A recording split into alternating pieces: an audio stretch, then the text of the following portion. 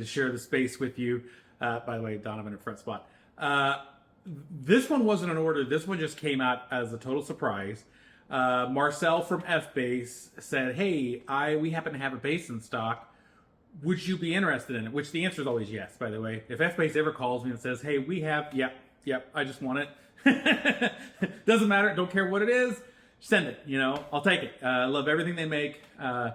Normally it takes like a year and a half to get stuff from them. So if they happen to have something that came available, I can always sell it way faster than I can get another one. So that's my general philosophy here.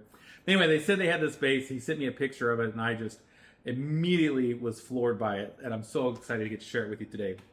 It's a BN5 made from our fantastically fabulous friends over at F-Bass. And this one has an Alder Body, which we don't see that a lot on the BN5. BN5 usually is ash. This one's got an Alder Body. Has a 5-piece ash neck, which is really cool. I'll come back to this. And then we have an Ebony, a Macaster Ebony Fingerboard right there. But the piece de resistance is this top. This gorgeous walnut top. Isn't that stunning? Matching headstock and the walnut top. Matching pickup covers, the metal knobs. I often prefer the wood knobs. On this bass, I like the metal knobs better. I'm going to just put that out there. With the black hardware, the Macaster Ebony bridge, the black that's in the walnut, I think the black knobs actually look really good. The black screws, it just kind of pulls it all together, and I like it better than the wood knobs on this bass. So let's talk about kind of what's going on here, tonally. So, and the other cool thing about this bass, it's super light. I just weighed it on a digital scale. It's like 8.5 pounds, which is crazy. Love that. So let's talk about a couple things that are unique. So the Alder Body. So Alder, it has a lower mid-range frequency than ash. Ash has, if you look at the mid-range frequencies, ash is like, kind of over here on the spectrum. Well, I need to reverse it for you at the camera. So if like highs are over here and lows are over here, mids are here. Ash is kind of like over here somewhere, and they're a little attenuated. They're kind of like boosted up a little bit, right? And it kind of gives it a sound a little bit like this. It can be just a little touch of nasally, but like in a good way. Still has like the boom and the bloom of the bottom end, has sparkling highs and that kind of stuff, but it has a little bit of that kind of sound to it, which helps it to like cut through a mix. Alder is really the opposite, doesn't have that, and so you get more of just those warm mids kind of over in this area here, right? So we think of like Alder, like, classic Fender basses from the 60s, especially like the precision bass.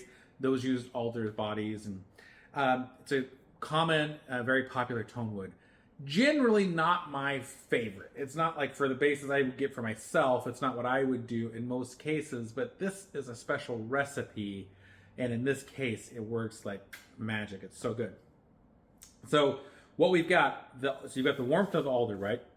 Well, we have this ash neck, and the ash neck is right in the center of like all the vibration. So it's adding to that tone.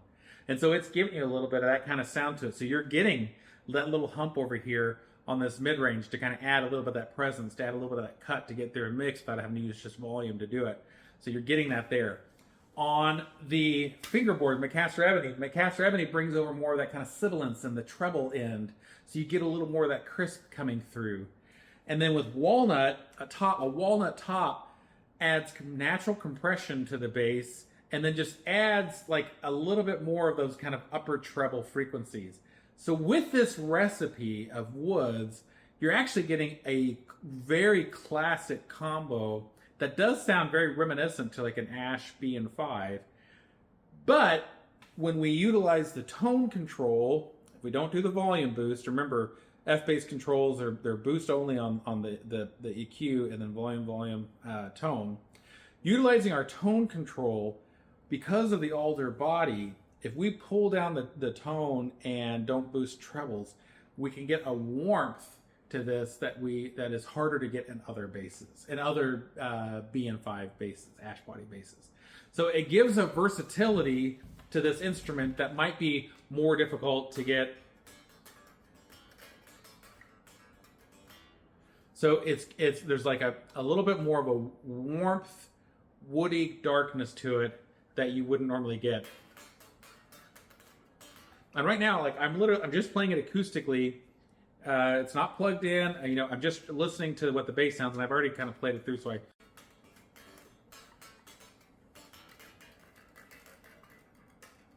you're getting with that. There's just this a darkness, a warmth to that bass, and then if we want that brightness and brilliance, we can do it by increasing the tone and adding treble as needed. Does that make sense? Okay, so really, really cool specs. Oh, and then the finish is all hand rubbed, oiled finish with a sealer, and yeah, so really, really, really, really slick. Okay, so available. Go to FretSpot.com to see what I have in stock. You can always reach me at Donovan@FretSpot.com, and yeah, let's jump right in and take a listen.